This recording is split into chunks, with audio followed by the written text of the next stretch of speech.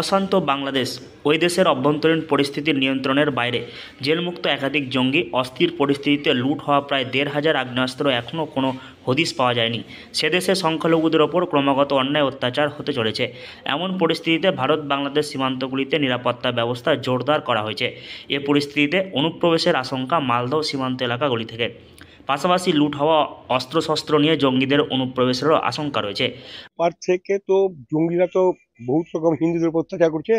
অত্যাচার করাতে ওপাতে জঙ্গিরা এপারে চলে আসতে পারে, কিন্তু যথারীতি আমাদের বিএসএফ যথেষ্ট পরিষেবা বাড়িয়ে দিয়েছে। বিএসএফ যথেষ্টভাবে পাহারা দিচ্ছে। তার জন্য আমরা কিছুটা নিশ্চিত আছি, কিন্তু সম্পূর্ণ নিশ্চিতভাবে নাই। বাই চান্স কখন ঢুকে যাবে বলা মুশকিল। এই নিয়ে আমরা খুব আতঙ্কের মধ্যেই আছি। তার মধ্যে আমাদের আয়তের চোরের উৎপাত জোত্তর। এখন কেউ বলছে বাংলাদেশের চোর, কেউ বলছে সদরঘাটের চোর, কিন্তু বিএসএফ আমাদের যথেষ্ট হেল্প করছে। বিএসএফের সাহসে আমরা বেঁচে আছি। মালদহের ১৭২ কিলোমিটার এলাকা জুড়ে অবস্থিত ভারত বাংলাদেশ সীমান্ত।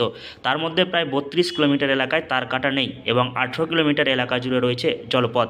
আর এই সমস্ত সীমান্ত দিয়ে অনুপ্রবেশের আশঙ্কা রয়েছে। এ আশঙ্কা রাতে ঘুম উড়েছে মালদহের ভারত বাংলাদেশ সীমান্তের হবিবপুর ব্লকের যাদবনগর আহিও সহ একাধিক এলাকার মানুষদের। সীমান্ত এলাকায় এ সমস্ত বাসিন্দাদের অভিযোগ, সীমান্তের কোনো তারকাটা ঘেরা নেই এই এলাকায়। এমনকি দুই দেশের সীমান্তের মাঝ দিয়ে বয়ে গিয়েছে মহানন্দা নদী। এ অঞ্চলে কাঁটাতার বেড়া না থাকায় কিছুটা হলেও আতঙ্কে রয়েছেন এলাকার স্থানীয় বাসিন্দারা, কারণ যে কোনো মুহূর্তে এই অঞ্চল দিয়ে অনুপ্রবেশ করার সম্ভাবনা রয়েছে বাংলাদেশিদের।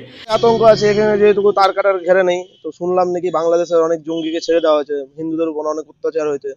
তো এদিকে কোনো তার কাটার ঘেরে নেই, জল পেরিয়ে অবশ্যই আসতে পারে, কিন্তু বিএসএফ এখানে যথেষ্টভাবে পাহারা আছে, তাই জন্য আমরা অনেকভাবে শান্তিতে আছি, কিন্তু বলা তো যায় না কখন কি হতে পারে।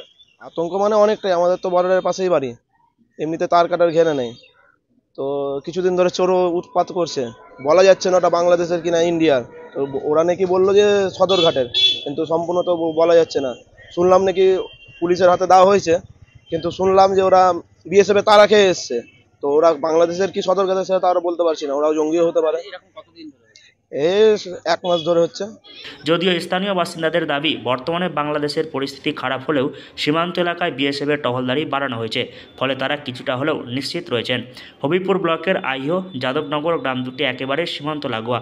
গ্রাম দুটি জনবহুল, একেবারে মহানন্দা নদীর তীরে অবস্থিত। ওপারে বাংলাদেশের গ্রামগুলিও সীমান্ত লাগোয়া, ফলে কাঁটাতার বেড়া না থাকায় অনুপ্রবেশকারীরা ঢোকার চেষ্টা করতে পারে বলে অনুমান স্থানীয় বাসিন্দাদের। মালদহ থেকে হরষিত সিংহ, লোকাল 18 বাংলা।